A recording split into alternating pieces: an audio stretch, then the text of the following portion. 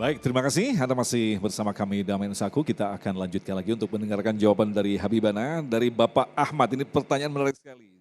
Jika seorang imam kita ingatkan berkali-kali dan terus melakukan kesalahan, pertanyaan yang bagus adalah apakah kita harus pindah masjid, Habibana? Ini pertanyaan sangat bagus, mudah-mudahan bermanfaat nih. Ini keluar dari lubuk hatinya Pak Ahmad ini. Dan juga banyak terjadi di negara kita, bicara di negeri kita dah. Itu subhanallah, kita kalau masalah di masjid ya, kita ingat masjid itu bukan milik golongan. Masjid bukan milik kelompok, masjid itu adalah Baitullah, tempat untuk mendekatkan diri kepada Allah. Jadi kalau seandainya kita sholat di satu masjid, kemudian kayak kurang srek dengan imamnya, ya enggak? Kurang sreknya dengan apa? Ada macam-macam. Kurang srek dengan suatu yang haram, yang membatalkan sholat, ataupun kurang srek karena enggak senang dengan orangnya itu. Enggak senang dengan orangnya itu. Nah beda, kalau enggak senang dengan orangnya jangan dikritik, kitanya harus perbaiki. Kenapa tidak senang?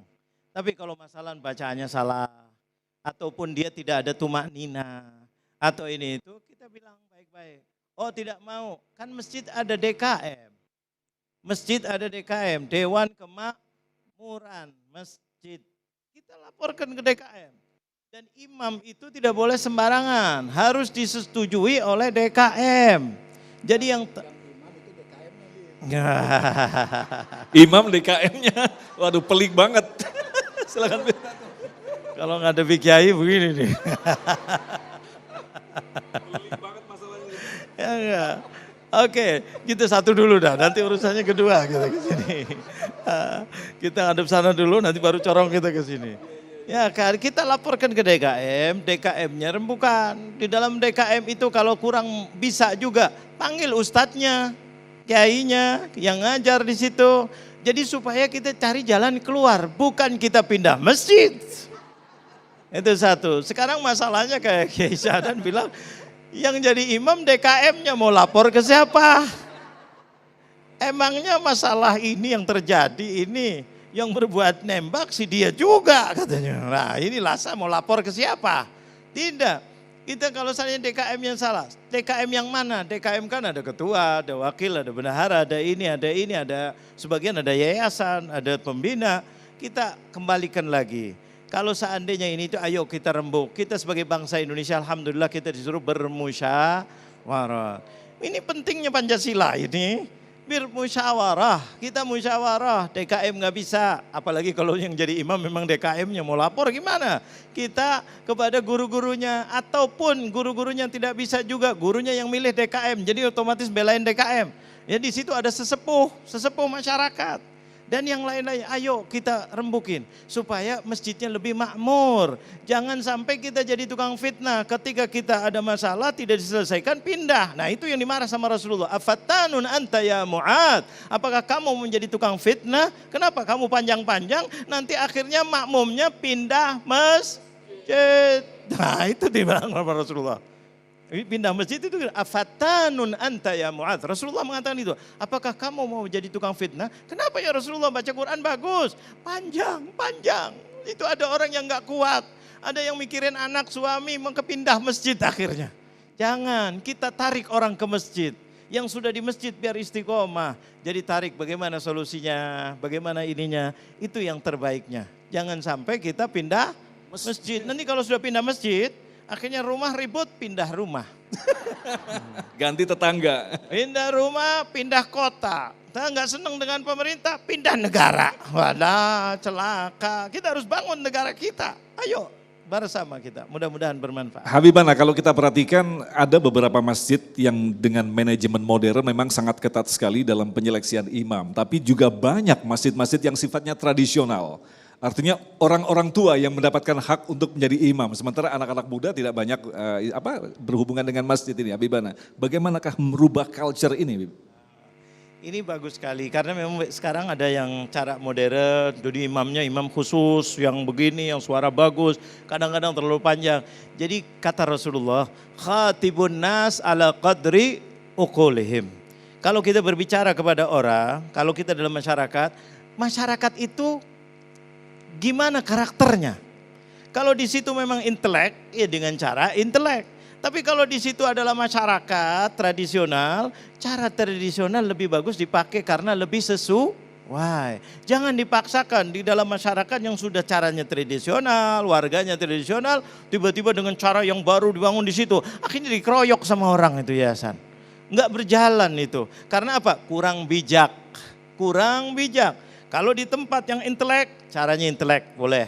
Ini gini, pakai sekian menit, sekian ini itu boleh. Tapi kadang-kadang di dalam kampung ataupun ini itu tidak. Tunggu dulu 10 menit sebentar lagi itu ada di situ masih belum datang.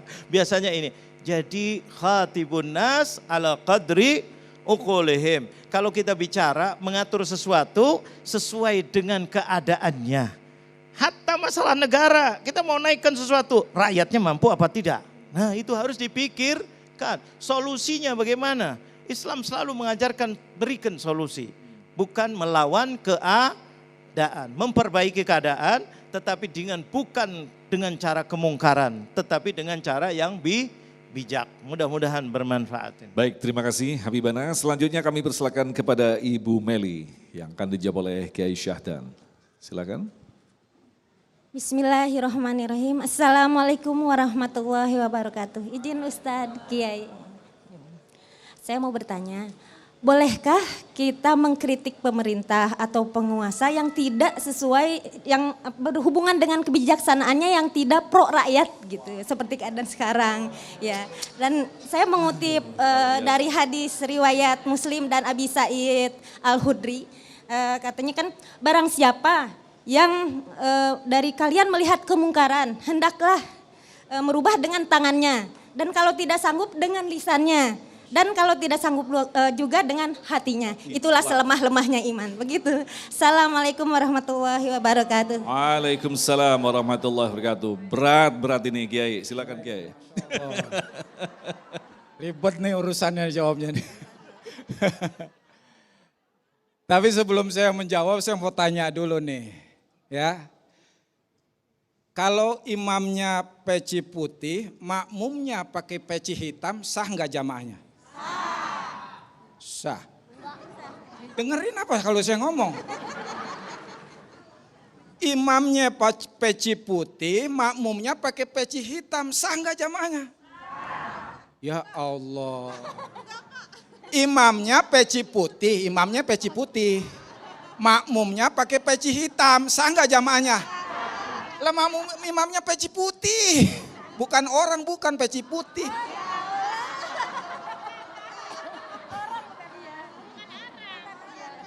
Ya kan? Imamnya peci putih, makmumnya pakai peci hitam.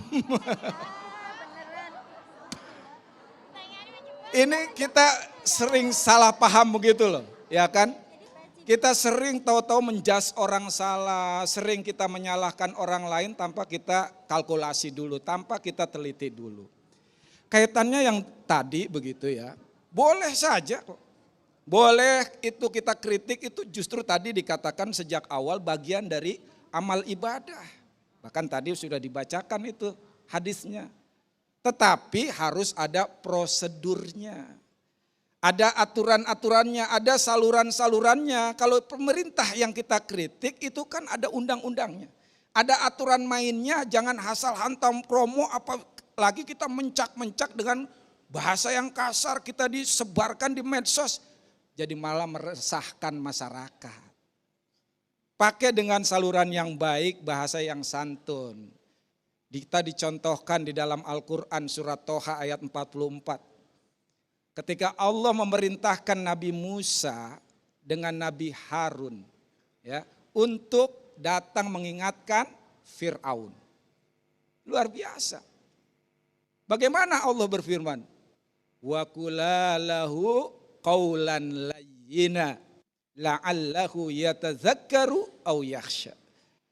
Maka kamu sampaikan kepada Fir'aun itu, beri nasihat, beri teguran, beri peringatan, tapi dengan kalimat-kalimat yang lemah lembut. Supaya mudah-mudahan dia sadar atau takut kepadaku. Masya Allah.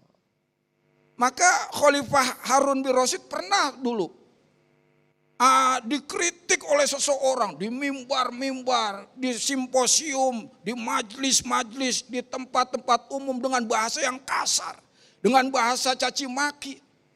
Akhirnya dipanggil oleh Khalifah Harun ar-Rasyid. Mas, saya Pak, sampean itu lebih mulia Nabi Musa apa lebih mulia sampean? Ya tentu lebih mulia Nabi Musa daripada yang aku. Lah aku ini lebih zolim, lebih jahat dari Fir'aun apa gimana? Ya tentu Fir'aun yang lebih jahat, lebih zolim daripada jenengan. Lawang Allah aja nyuruh Nabi Musa, Nabi Harun mengkritik dan membetulkan Fir'aun dengan bahasa yang lemah lembut. Loh kok jenengan ini loh melebihi daripada Fir'aun, melebihi daripada Nabi Musa. Nah ini Bapak Ibu yang dimuliakan oleh Allah Subhanahu wa Ta'ala. Kita harus paham, makanya tadi ada ilmunya. Kita harus tahu bagaimana sih prosedurnya mengkritik pemerintah. Ya, silakan mengkritik dan itu adalah kewajiban kita, fardu kifayah kita merubah bagaimana supaya masyarakat lebih baik lagi. Tapi itu tadi dengan prosedur, aturan yang berlaku, bukan serta-merta, bukan dengan penuh caci makian, bully segala macam. Nanti bahaya, bisa dicap radikal lagi nanti itu kan. Iya. Wallahu a'lam bishawab. Mungkin bisa dikembangkan lagi. Artinya ketika masyarakat, kita tahu bahwa negara-negara modern menganut sistem perwakilan. Ketika suara kita rasa tidak mampu diwakili, akhirnya kita harus mengkritik melalui saluran yang mana. Nah, bukankah setiap peraturan ada yang diuntungkan kemudian ada yang dirugikan. Artinya kan mustahil peraturan akan melegakan setiap orang ini. Yai. Iya, kita banyak aturannya atau salurannya ya. Kalau memang kita sudah didengar, kita punya wakil rakyat tapi seperti pengusaha rakyat, ya kan? Kita harusnya kan dia wakil kita kan. Harusnya kita boleh nyuruh-nyuruh, ini dia yang nyuruh kita coba. Ya, harusnya dia menyuarakan hati rakyat, menyuarakan dan menampung aspirasi kita, tapi sering kali tersumbat. Maka negara membolehkan kita memberikan saluran di forum-forum terbuka dengan demonstrasi, dengan unjuk rasa, tentu itu pun dengan aturan-aturan yang ada. Bagaimana kalau kita udah teriak-teriak, udah mengungkapkan aspirasi kita tapi enggak benar juga? Kan tadi itu ada tahapannya, ya kan? Kalau kita mampu dengan kekuasaan kita, gunakan kekuasaan. Jangan ketika kampanye pengen berkuasa, bla bla bla, giliran berkuasa, dia gunakan untuk kepentingan sendiri. Jadi siapapun yang punya kekuasaan untuk merubah sesuatu, gunakan kekuasaannya. Maka kita menjabat, kita punya yang pelajar, yang siapapun itu gunakan kemampuannya sesuai dengan kapasitasnya. Kalau itu juga tersumbat, maka kita apa? Dengan lisan. Lisan gak bisa, ya itu dah cukup, kita tidak menyetujui. Ini nih ya. Jangan sampai kita udah gak berkuasa, udah gak mampu merubah, lisan juga kita takut melihat kemungkaran, diem baik. Kalau kata orang Betawi, diem baik. Hati kita membenarkan, ini yang bahaya. Minimal hati kita menolak kemungkaran itu. Kira-kira begitu. Baik, terima kasih. Selanjutnya kami persilakan kepada Mbak Zakia. Bismillahirrahmanirrahim. Assalamualaikum warahmatullahi wabarakatuh. Yang terhormat Habib Ahmad dan Kiai Syahdan, mohon izin bertanya mengenai tema hari ini. Setiap orang menyampaikan kritikan itu dengan cara yang berbeda-beda. Ada yang dengan sopan, bahasa sopan atau bahasa yang kurang sopan atau kasar. Nah, pertanyaan saya, bagaimana cara kita menguatkan mental kita saat menerima kritikan yang pedas dari orang lain gitu. Sekian, terima kasih. Wassalamualaikum warahmatullahi wabarakatuh. Waalaikumsalam warahmatullahi wabarakatuh. Kita akan jawab selepas pesan-pesan berikut ini. Tetaplah bersama kami, Damai Indonesiaku.